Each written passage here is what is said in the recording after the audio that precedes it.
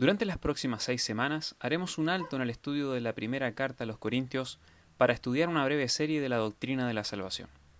Pero antes de entrar de lleno en esta serie, quisiera aprovechar esta primera sesión para compartir con ustedes un resumen de las doctrinas bíblicas, algo que estoy seguro nos ayudará a recordar lo que hemos aprendido a lo largo de los años y también nos preparará de buena manera para nuestro próximo estudio. Bibliología. La bibliología es la doctrina que se dedica a estudiar todo lo referente a la palabra de Dios. Y al comenzar el estudio de esta doctrina, es necesario partir con la gran verdad de que Dios se ha revelado a los hombres e históricamente lo ha hecho de dos maneras. En primer lugar, de manera general, es decir, a toda la humanidad a través de lo creado. Y en segundo lugar, de manera especial, es decir, a personas y comunidades específicas a través de sucesos particulares. Es dentro de este segundo aspecto que la Biblia, o las Escrituras, o la Palabra de Dios, junto con sus 66 libros, viene a ser parte de la revelación especial de Dios a la humanidad. Dicho de otro modo, la Biblia es uno de los medios que Dios utilizó para revelarse de manera especial. Y es más, en el presente, la Biblia es la única revelación especial, auténtica y autoritativa de Dios para los hombres. Ahora, ¿cómo podemos estar tan seguros?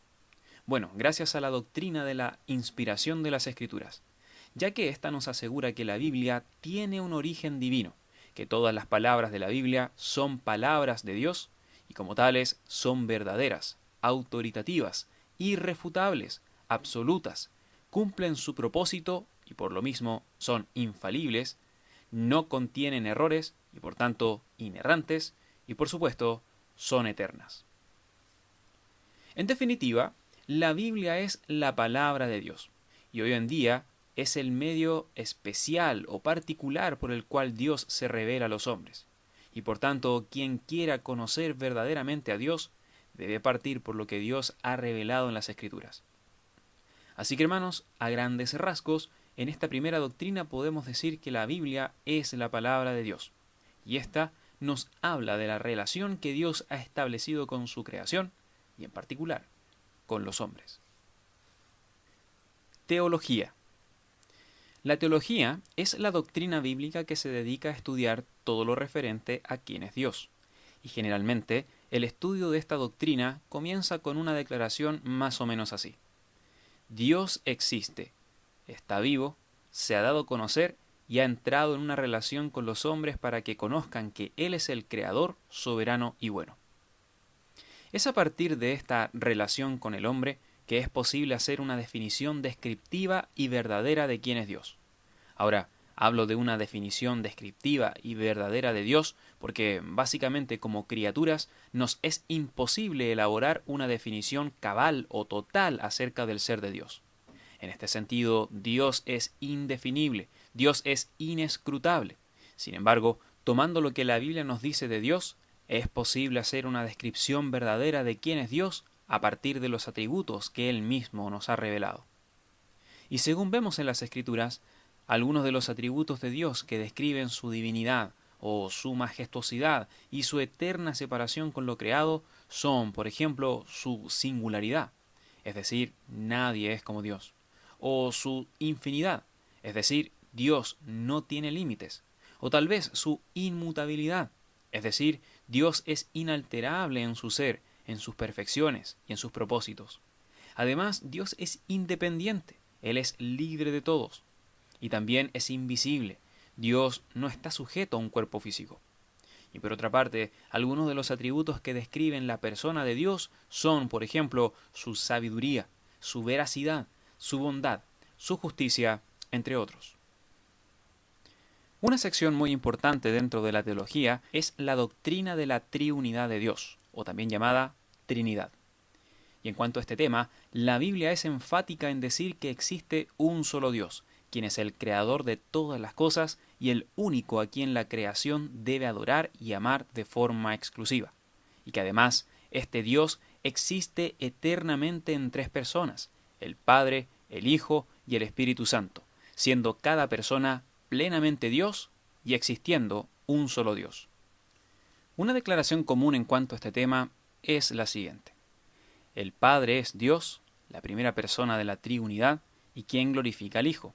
El Hijo es Dios, la segunda persona de la Triunidad, y quien se somete al Padre. Y el Espíritu Santo es Dios, la tercera persona de la Triunidad, quien procede del Hijo y del Padre, y quien glorifica al Hijo y al Padre. Ahora, como notarán en las doctrinas que siguen a continuación, que el Padre sea la primera persona de la Triunidad, o el Hijo sea la segunda persona, o el Espíritu Santo la tercera, no tiene relación con inferioridad, sino con el cómo se relacionan eternamente cada una de las personas de la deidad entre sí y con la creación. Esta organización de la Triunidad tiene relación con las funciones que realizan cada uno de ellos dentro de la unidad divina. Por ejemplo, cuando el único Dios verdadero realiza una acción, dentro de la Triunidad divina, vemos que el Padre planifica y prepara todas las cosas. Vemos que el Hijo ejecuta el plan y la voluntad del Padre, y vemos también que el Espíritu Santo se encarga de que durante todo el proceso, todo lo que se haga tenga la mayor belleza y gloria posible, inclusive terminando y perfeccionando lo que el Hijo comenzó haciendo. Entonces, está claro que Dios ha hablado, se ha dado a conocer y ha entrado en una relación con los hombres. Y un buen resumen de esta relación que Dios ha establecido con los hombres es el siguiente. Dios es el creador de todas las cosas y quien tiene autoridad total sobre toda la creación y todas las criaturas. Cristología. La cristología es la doctrina que se dedica a estudiar todo lo referente a Jesucristo. Y en cuanto a ello, el primer tema que trata esta doctrina es la verdad de la deidad y la humanidad de Jesucristo.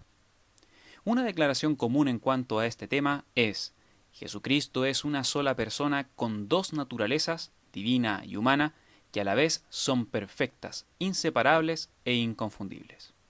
Es decir, Jesucristo es completamente Dios y completamente hombre. Ahora, ¿cómo lo sabemos? Bueno, porque según vemos en las Escrituras, algunas de las evidencias de la deidad de Jesucristo son su autoridad, su omnisciencia, su omnipotencia, su inmutabilidad, entre otros. Y algunas evidencias de su humanidad son su linaje de hombre, cuerpo de hombre, experiencias de hombres, entre otros. Así que Jesucristo es perfectamente Dios y perfectamente hombre. Otro tema importante en esta doctrina es lo respectivo a la obra de Jesucristo posterior a su encarnación. Y en cuanto a ello, la Biblia dice que Jesucristo vino al mundo para hacer la voluntad de su Padre y cumplir su obra en la tierra. Jesucristo vino al mundo a revelar a Dios, proveer ejemplo de la vida que agrada a Dios, vencer el pecado que desde la concepción ha estado presente en la vida del hombre. Jesucristo vino a destruir las obras del diablo, a ser el juez del mundo, a ofrecer un sacrificio excelente, morir y resucitar, salvar al mundo de la muerte, entregarse del todo por la Iglesia y ocupar el lugar de David en el trono de Israel. En definitiva, Jesucristo no se encarnó para visitar a los hombres como los dioses del Olimpo, según la mitología griega, sino que Jesucristo vino al mundo a entregar su vida como sacrificio perfecto a Dios para salvar a hombres del pecado y de la muerte. Neumatología. La neumatología es la doctrina bíblica que se dedica a estudiar todo lo referente al Espíritu Santo.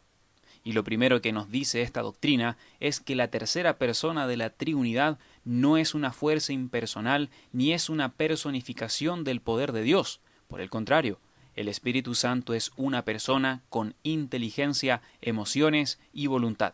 Y es más, el Espíritu Santo es Dios y como tal es coigual, coexistente y coeterno con el Padre y con el Hijo. Ahora bien, ¿cómo sabemos que el Espíritu Santo es Dios? Bueno, básicamente por tres razones. En primer lugar, porque los atributos del Espíritu Santo son atributos de Dios, como por ejemplo su omnisciencia. En segundo lugar, porque las acciones del Espíritu Santo son acciones de Dios, como por ejemplo, Él es dador de vida. Y en tercer lugar, porque los escritores bíblicos dicen que el Espíritu Santo es Dios. Es decir, en varias ocasiones los autores bíblicos asocian al Espíritu Santo directamente con Dios. Y tal vez uno de los mejores ejemplos de esto lo vemos en Hechos capítulo 5, cuando el apóstol Pedro advierte a Ananías y Zafira que mentir al Espíritu Santo es mentir a Dios. Así que el Espíritu Santo es una persona y es Dios. En segundo lugar, y relacionado con la obra del Espíritu Santo, esta doctrina nos enseña que después de la ascensión de Cristo, y específicamente a partir del Pentecostés, el Espíritu Santo es quien convence a los pecadores de su pecado y los regenera y los bautiza en el cuerpo de Cristo, que es la Iglesia. De modo que, ya sea judío o gentil, todo aquel que cree en Jesucristo es unido al cuerpo del Señor, y al estar en Cristo adquiere una nueva posición judicial delante de Dios llena de bendiciones. Y esto, hermanos, es lo que se conoce como el bautismo del Espíritu Santo, que es la unión del creyente con Cristo. Ahora, esto no es todo lo que hace el Espíritu Santo en la vida del creyente, sino que además la Biblia dice que el Espíritu Santo está y estará con los creyentes para siempre. El Espíritu Santo es el sello de Dios y las arras del creyente en cuanto a la redención. Él es quien enseña y guía la verdad, santifica, produce frutos espirituales, controla, llena la vida del creyente, reparte dones espirituales y da poder para la obra del ministerio. Y finalmente, no quiero pasar por alto el hecho de que el carácter divino de las Escrituras tiene su origen en la obra del Espíritu Santo. Él fue el agente principal en la formación del canon bíblico. Y esto, hermanos, es algo muy importante, porque el día de hoy el Espíritu Santo obra en la vida de los hombres a través de las Escrituras. Y específicamente, el Espíritu Santo aplica el Evangelio de Jesucristo en nuestras vidas, a través de la palabra de Dios que Él mismo inspiró. Angeología. La angeología es la doctrina bíblica que se dedica a estudiar todo lo referente a los seres espirituales, sean ángeles santos o demonios. Esta doctrina enseña que los ángeles existen porque la Biblia admite su existencia, y por lo tanto hay una realidad espiritual que no debemos ignorar. Ahora, la Biblia no solamente admite su existencia, sino que también menciona que los ángeles son seres creados por Dios, y creados para obediencia y alabanza de Dios, y además que fueron creados sin relación unos con otros, ni a partir de un linaje del cual procedan todos. Y con esto, hermanos, me refiero a que los ángeles no tienen una relación familiar entre sí, sino que cada uno fue creado de manera independiente, directa e inmediata por Dios. Y ya que los ángeles no pueden reproducirse, hoy en día existen la misma cantidad de ángeles y seres espirituales que Dios creó desde un principio. En segundo lugar, esta doctrina enseña que los ángeles fueron creados como seres personales, espirituales y morales, y como tales tenían la capacidad de obedecer a Dios o de rebelarse a Él. Y de hecho, eso fue lo que sucedió, ya que en determinado momento muchos ángeles decidieron desobedecer a Dios y decidieron participar de la rebelión de Satanás. Y fue a partir de ese momento que los que tomaron la decisión de seguir obedeciendo a Dios y cumpliendo el propósito de su creación fueron llamados ángeles escogidos, quienes a la vez confirmaron su santidad delante de Dios para siempre. Y por otro lado, los que no obedecieron a Dios, sino que se rebelaron contra Él, son llamados demonios, los que a su vez quedaron bajo la expectación de juicio y condenación eterna. Y en tercer lugar, en cuanto a Satanás, la Biblia dice que él fue creado como un ángel santo, pero que por su propia voluntad se rebeló contra Dios y fue expulsado de la presencia de Dios, cayendo de su elevada posición y acarreando contra sí mismo la condenación, el juicio de Dios y el castigo eterno. Ahora, en cuanto a esta doctrina, hermanos, debemos negar rotundamente que Satanás sea el equivalente negativo de Dios. Satanás no es igual a Dios, por el contrario, él es una criatura que será juzgada por el Creador. Y será juzgada no solo por su rebeldía, sino que también porque desde el día que se halló maldad en Satanás, toda su actividad en este mundo está relacionada con oponerse a Dios y fomentar el pecado de los hombres. Por ello también será juzgado, y no solo él, sino que también todos ejércitos de demonios, que al igual que Satanás, se esfuerzan día y noche por destruir todo el orden de la creación de Dios. Y una vez que sean juzgados por Dios, serán arrojados al lago de fuego y azufre para siempre. Así que, Una verdad fundamental a la hora de hablar de la doctrina de los ángeles es que todas las criaturas espirituales, sean ángeles, sea Satanás o los demonios, están bajo la autoridad y soberanía de Dios. Antropología. La antropología es la doctrina bíblica que se dedica a estudiar todo lo que Dios dijo respecto al hombre. Y lo primero que dijo Dios es que Él fue quien creó al primer hombre y la primera mujer, y los creó de manera directa, sobrenatural e inmediata. Lo que inmediatamente nos debería llevar a rechazar toda clase de teorías que sugieran un tipo de evolución o de procesos, ya sea a partir de un elemento orgánico o de una forma bruta subhumana, esta sea con participación divina o sin ella. Hermanos, Dios creó al primer hombre y la primera mujer, de manera directa, sobrenatural e inmediata. Y luego, a partir de ellos, Dios decretó que la totalidad de la raza humana descendiera a través de la procreación natural. Y dicho sea de paso, no es correcto hablar de distintas razas entre los hombres, puesto que la verdad es que hay solo una, y todos los hombres proceden del linaje de Adán. Así que hermanos, no quepa duda, Dios creó al hombre y como creador tiene autoridad sobre todos los aspectos de su vida. Todos los hombres están bajo la autoridad y soberanía de Dios. En cuanto a la naturaleza del hombre, la antropología bíblica enseña que Dios creó al hombre con una parte material y con otra inmaterial. La parte material del hombre es el cuerpo físico y corresponde a todos los elementos que fueron tomados de la creación, y la parte inmaterial corresponden a todos los aspectos intangibles que Dios le otorgó al ser humano y que finalmente le dieron vida al cuerpo que había creado a partir de la tierra. Ahora, más allá de toda discusión entre la dicotomía o la tricotomía, la Biblia es sumamente clara en señalar que el ser humano es una unidad y que ambas partes, lo material y lo inmaterial, están fundamentalmente unidas y relacionadas entre sí. De modo que si una de estas partes no existiera o dejara de convivir con la otra, el hombre dejaría de ser humano por naturaleza.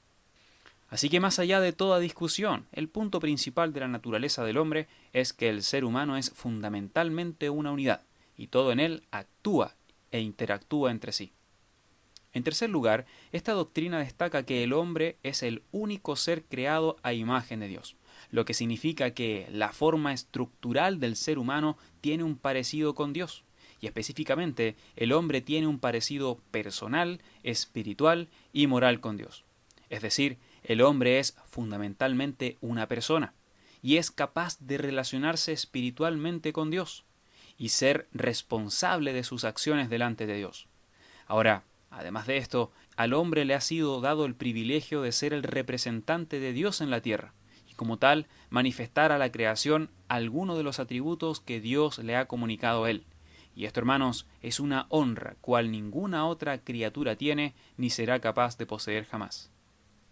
Sin embargo, después de la desobediencia de Adán y con el ingreso del pecado a la humanidad, la imagen de Dios en el hombre quedó estropeada, no destruida del todo, sino corrompida por causa del pecado, y junto a ello la naturaleza del hombre, originalmente santa, quedó totalmente depravada, dejando a toda la humanidad totalmente incapacitada para buscar a Dios por cuenta propia y responder agradablemente a su voluntad.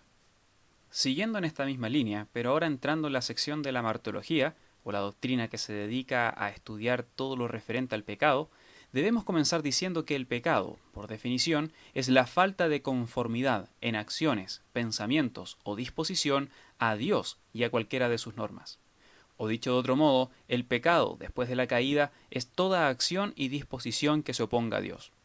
Y junto con esta definición, esta doctrina también destaca que hay dos principios fundamentales que nos ayudan a entender aún más qué es el pecado. Y estos dos principios son, en primer lugar, que el pecado incluye tanto la acción como la disposición interna del ser humano hacia la rebelión a Dios. Es decir, el pecado no solo puede ser una acción contraria a Dios, sino también una condición inherente con la cual el ser humano nace.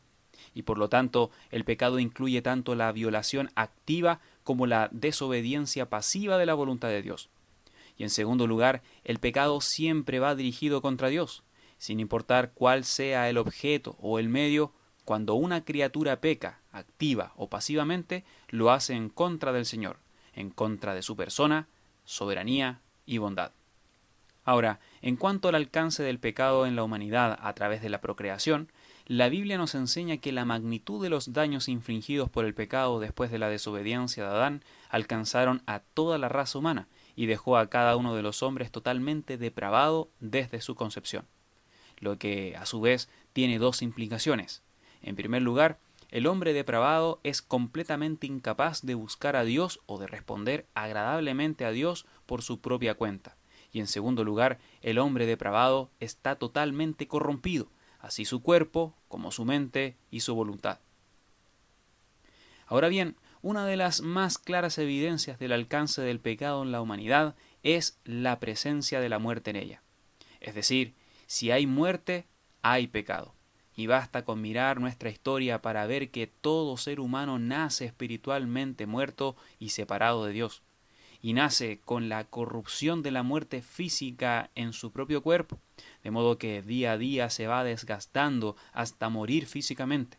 Y por último, todo ser humano nace bajo la condenación de la muerte eterna, que es la destrucción eterna del hombre en total separación de Dios y su misericordia. En definitiva, cuando Adán y Eva pecaron, las consecuencias de la desobediencia no solo recayeron sobre ellos, sino que también éstas alcanzaron a toda la humanidad a través de la procreación natural. De modo que cada hijo de Adán fue heredando la imagen distorsionada de Dios y uno tras otro fuimos recibiendo la naturaleza pecaminosa que desde nuestra concepción nos mantuvo espiritualmente alejados de Dios, bajo la esclavitud del pecado y totalmente incapacitados para buscar a Dios por cuenta propia y responder agradablemente a su voluntad. En otras palabras, el pecado de Adán y sus consecuencias se aplicaron a toda la raza humana, dejando a todos los hombres bajo condenación y bajo juicio. Y no solamente por la práctica de nuestros pecados, sino también por nuestra propia naturaleza pecaminosa. Bien, habiendo dicho esto, creo que la pregunta que sigue a continuación resulta obvia. Dice, ¿cómo podrá el hombre depravado ser salvo del pecado? ¿Cómo podrá el hombre injusto ser justo delante de Dios, el juez de toda la tierra? Bueno, la respuesta la encontramos en la doctrina de la salvación. Soteriología. La soteriología, o la doctrina de la salvación, es la enseñanza bíblica que se encarga de ordenar paso a paso la verdad de cómo Dios elige a pecadores totalmente depravados, sin esperanza y bajo sentencia de muerte para salvarlos en Cristo Jesús.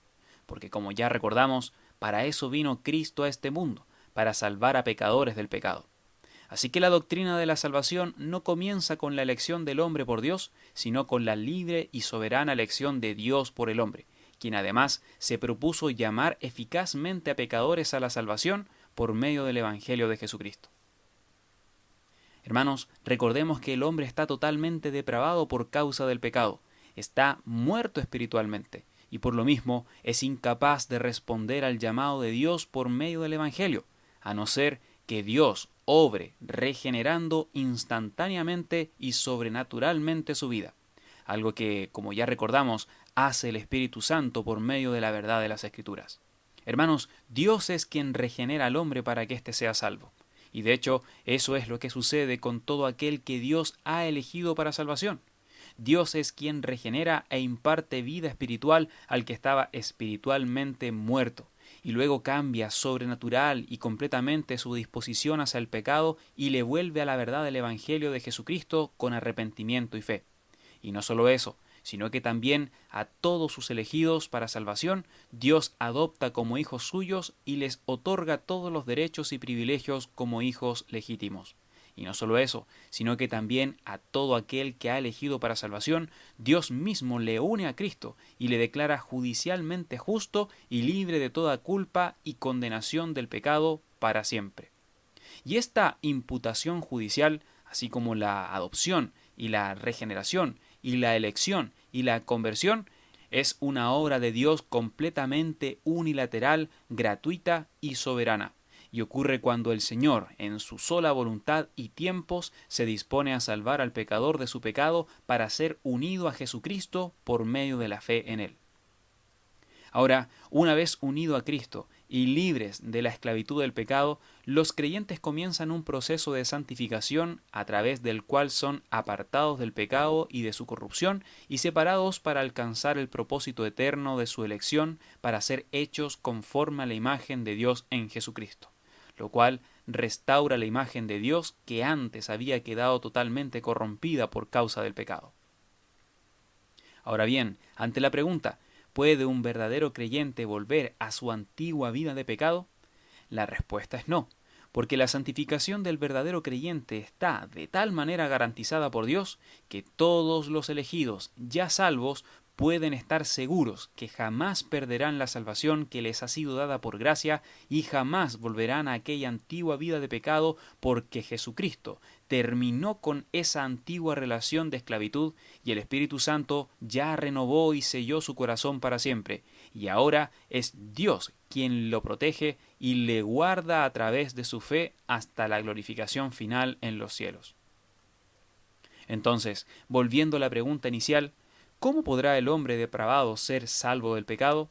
La Biblia responde que solo Dios puede salvar al hombre del pecado, y dentro de su plan soberano de salvación, preparado aún antes de la creación del mundo, eligió libre y soberanamente a hombres que estaban totalmente depravados y sentenciados a muerte, para salvarlos por medio de la fe en el Evangelio de Jesucristo y la regeneración del Espíritu Santo solo por gracia. Eclesiología.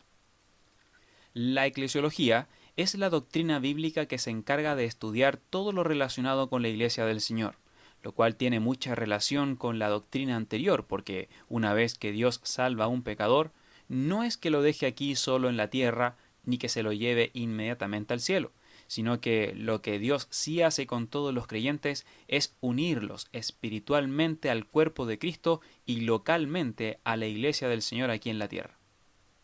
En el Nuevo Testamento, el término iglesia principalmente se usa para referirse al cuerpo de Cristo y a la iglesia local. Cuando hablamos de la iglesia como el cuerpo de Cristo, la Biblia se refiere a ella como la reunión universal e invisible de todos los creyentes bautizados por el Espíritu Santo desde el Pentecostés hasta el arrebatamiento, sean judíos o gentiles, estén en el cielo o en la tierra. Cuando hablamos de la iglesia como la iglesia local, la Biblia se refiere a ella como la expresión local y visible del cuerpo de Cristo que se reúne regularmente en cualquier lugar específico sobre la tierra según el orden y principios institucionales que se hallan en las Escrituras, siendo algunos de estos principios que definen una reunión de creyentes como iglesia local, por ejemplo, la reunión regular, la elección de oficios dentro de la iglesia, las ofrendas voluntarias y regulares, el listado de membresía, sistema disciplinario, observación de las ordenanzas, discipulado, enseñanza de la palabra de Dios, oración, alabanzas, listado de miembros necesitados, entre otros.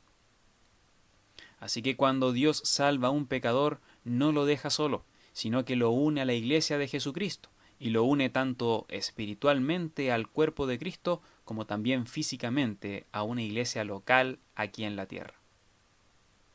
Escatología. La escatología es la doctrina bíblica que se dedica al estudio de las últimas cosas y al resultado final del orden presente. Dicho de otro modo, la escatología es la pieza que termina por armar el puzzle del propósito de Dios para todas las cosas, es decir, la gloria de Dios mediante el establecimiento del reino del Mesías entre los hombres y el juicio de las naciones. Hermanos, con esto debemos entender que la escatología aborda principalmente el tema de la venida del Cristo y su reino, el cual ha sido el tema que progresivamente se ha estado desarrollando desde el Antiguo Testamento al Nuevo Testamento. Por ejemplo, en el Antiguo Testamento se nos dice que el Mesías viene al mundo. En los Evangelios se dice que el Cristo ya llegó y que sin embargo fue rechazado.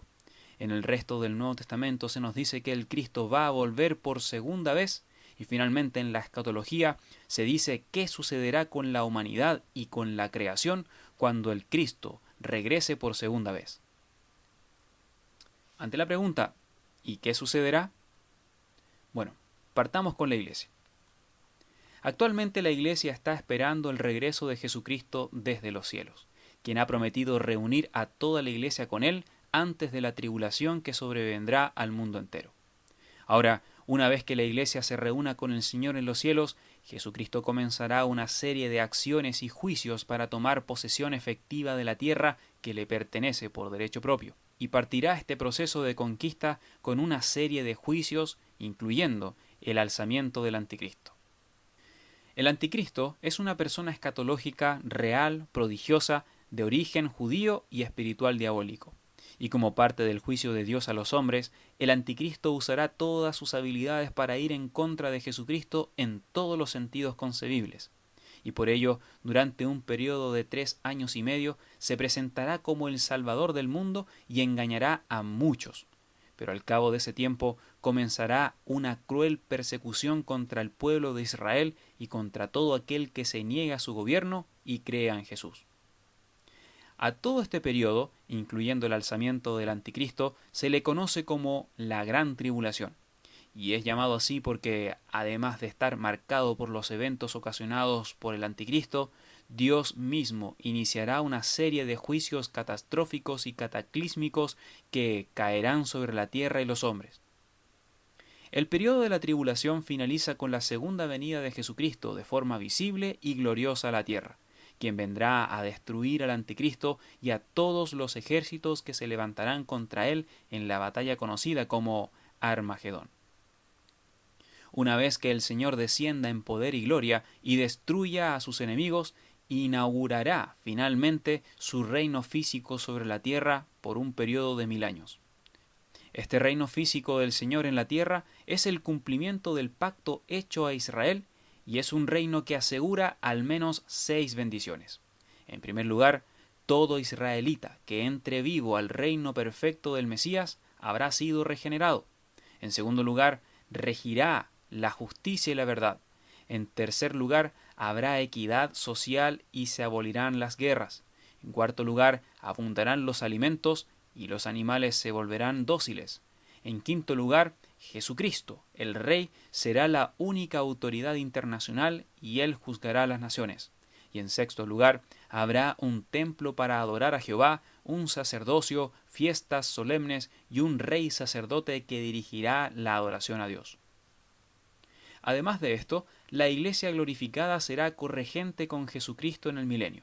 Los santos del Antiguo Testamento resucitarán y así también los mártires de la tribulación para llevar tareas específicas en el reino. El remanente de Israel que entró vivo en el reino disfrutará del gobierno perfecto del Mesías, y los gentiles salvos habitarán en el reino tras haber sobrevivido a la gran tribulación. Sin embargo, después de 1000 años, Satanás será liberado de su encierro y comenzará a engañar a las naciones, y las reunirá nuevamente para una batalla contra Dios. Pero el Señor Jesucristo nuevamente juzgará y lo destruirá y lo arrojará al lago de fuego. Y todos los insurrectos que acompañarán a Satanás en su rebelión serán incinerados en un acto directo y divino. Finalmente, todos los hombres que históricamente no se arrepintieron ni creyeron en Jesús, ni sus nombres están escritos en el libro de la vida, serán juzgados por Dios en el juicio del gran trono blanco y sufrirán la muerte eterna, o también llamada muerte segunda, que es el castigo eterno en el lago de fuego, donde el pecador recibirá proporcionalmente el castigo que merece por su pecado, por su falta de arrepentimiento y por su rebelión contra el Dios soberano y bondadoso. Con un destino muy distinto a ellos, todos los elegidos de Dios para salvación disfrutarán una eternidad en compañía del Trino Dios en el nuevo cielo y nueva tierra que Dios habrá creado, donde estarán al servicio constante delante del trono de Dios y del Cordero, con cuerpos perfectos y glorificados, sin relación con el pecado y la muerte, en completa felicidad, amor constante y aprendizaje incesante de Dios a través de Jesucristo el Señor. Así que, en una sola frase, la escatología nos cuenta qué es lo que sucederá cuando Jesucristo regrese por segunda vez a este mundo, para redimir totalmente su creación del pecado y la muerte. Finalmente, si miramos el panorama general de todas las doctrinas bíblicas, vamos a ver algo más o menos así.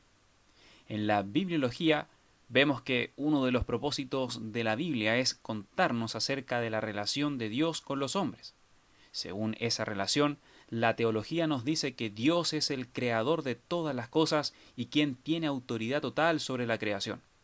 La angelología nos dice que todas las criaturas espirituales están bajo la autoridad y soberanía de Dios. La antropología nos afirma que todos los hombres están bajo la autoridad y la soberanía de Dios.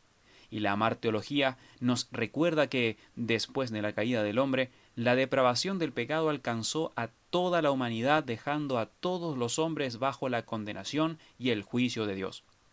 Lo que nos lleva a la pregunta, ¿cómo podrá el hombre depravado ser salvo del pecado? Bueno, la cristología nos cuenta las buenas noticias de que Jesucristo vino al mundo a entregar su vida como sacrificio perfecto a Dios para salvar a hombres del pecado. La neumatología nos cuenta de cómo el Espíritu Santo aplica este Evangelio de Jesucristo en la vida de hombres a través de las Escrituras, lo cual se observa mucho mejor por medio de la soteriología, la doctrina que nos afirma que Dios es quien salva a los hombres del pecado, solo por gracia, y que en su plan eterno eligió libre y soberanamente a hombres que estaban totalmente depravados y sentenciados a muerte para salvarlos por medio de la fe en la obra y la persona de Jesucristo.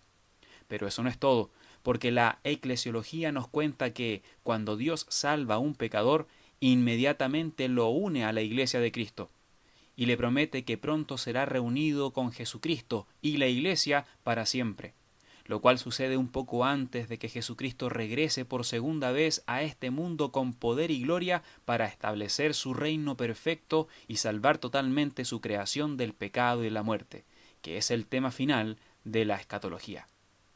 Así que, hermanos, este es un resumen del contenido de las doctrinas bíblicas.